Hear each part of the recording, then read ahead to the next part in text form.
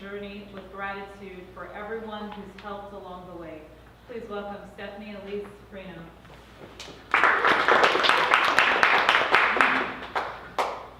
Before I begin, just to let you know that I was up at 3 o'clock this morning celebrating a birthday with some karaoke.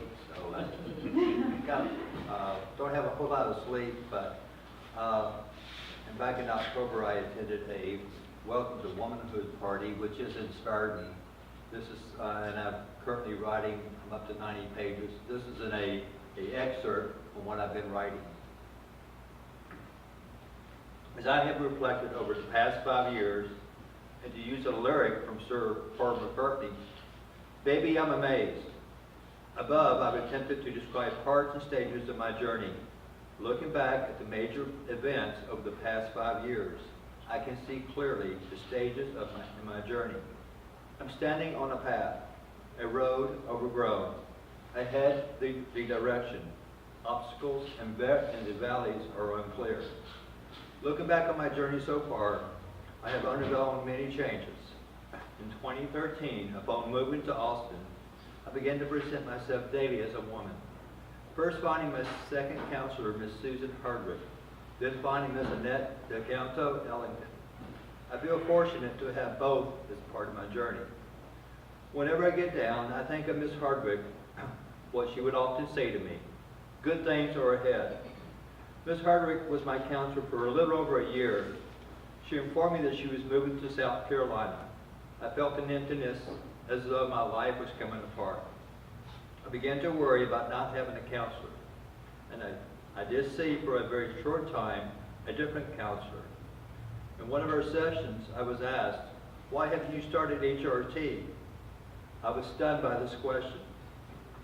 Then she said that there's no requirement for recommendation for hormones. I felt very surprised. I had an instant feeling that I needed to find someone else. And then within 2 weeks, I did find Miss Ellington. Just as I had with Miss Hardwick, I instantly felt that I had found the right one. I felt my intuition was right on target, that I needed to find this new counselor. I've been with Miss Ellington now since 2014.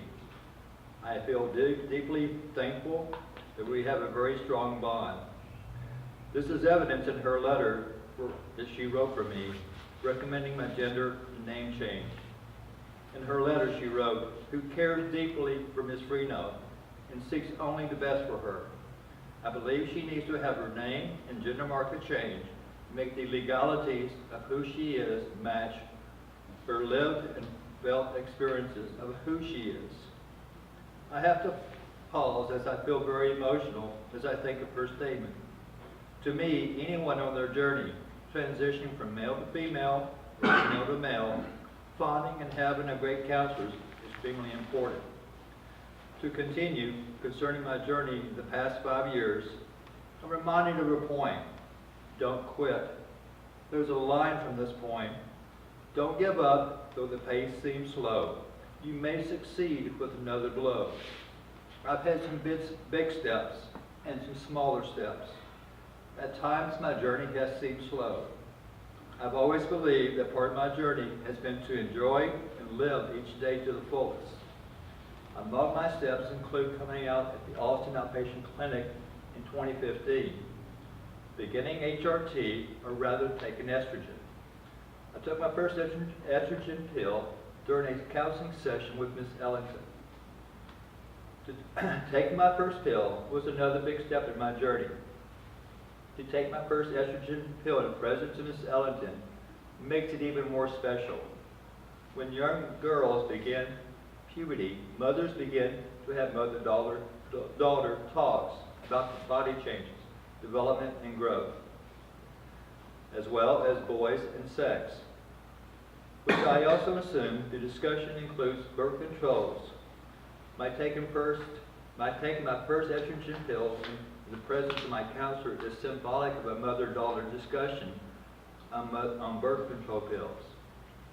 My biggest step, as of this writing to this point in my life, is submitting my petition in May to change my gender and name, receiving a court order ordering the changes. I have since received my birth certificate. For 3 straight years, I have participated in the Vagina Monologues, sponsored by Austin Safe Place.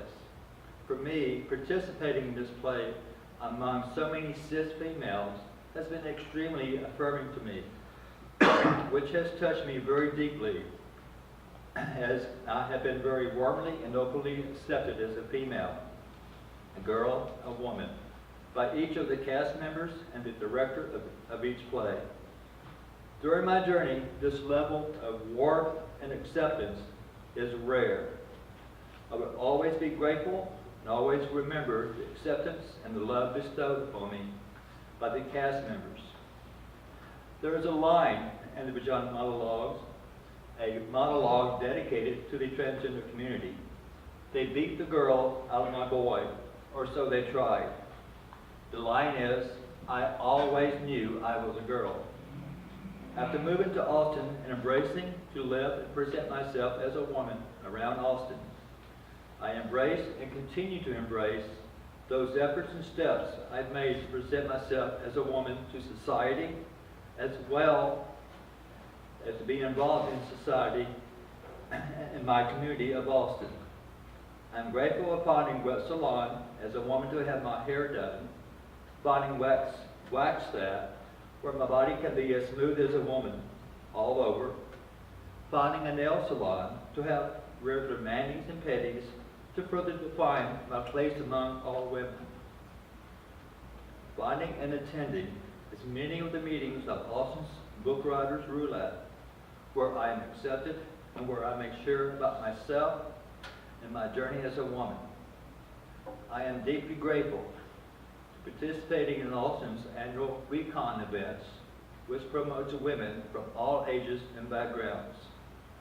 I am grateful to the opportunities I've experienced, which has further affirmed my inner feelings of womanhood. This is including my first GYN appointment at Downtown Doctor. I am grateful to Patsy's Caliber Cafe, where for many years now I've met so many other people and where I have become part of the Patsy Cowgirl family. Despite my fear of leaving anyone out, I do want to list everyone that I've met over the past 5 years during my journey. I have always believed people cross people's lives in many ways, no matter how small or how big. I believe there's a reason and purpose for people coming into people's lives. I understand there are people who do not understand or accept someone who may have inherent feelings that there's something wrong with their assigned sex. Anyone on their journey, or anyone on their life journey, should embrace their uniqueness. Everyone does come in many shapes and sizes. Everyone has their own unique way of experiencing who they are, by their walk, the clothes they wear, the way they talk. In my 25 years of honorable military service, I've lived all over the world with many different people. What I've learned most is that people are different. People are on their own journey in life.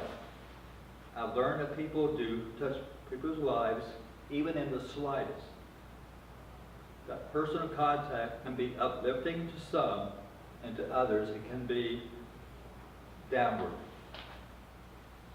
To anyone I may leave out, I apologize in advance. I want you to know, even though I may not include your name, you are still important to me, and you are also valued. I am blessed and honored and thankful for meeting and associating over these past 5 years. Susan, Annette, Tawny, Eric, the Therapy Sisters, Nancy Scott, Greuben River, Sarabelle, Marlene, Lisa Pontus, Clara, Rhonda, Laurie, Lisa, Millie, Victoria, Fatima, Sabine, Heather, Teresa, Tom,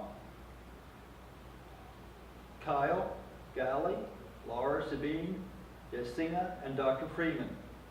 There's also Bonnie, Gabe, Samantha, Kathy, and Bill, Ms. Mossberry, and Dana McBride, and so many other individuals.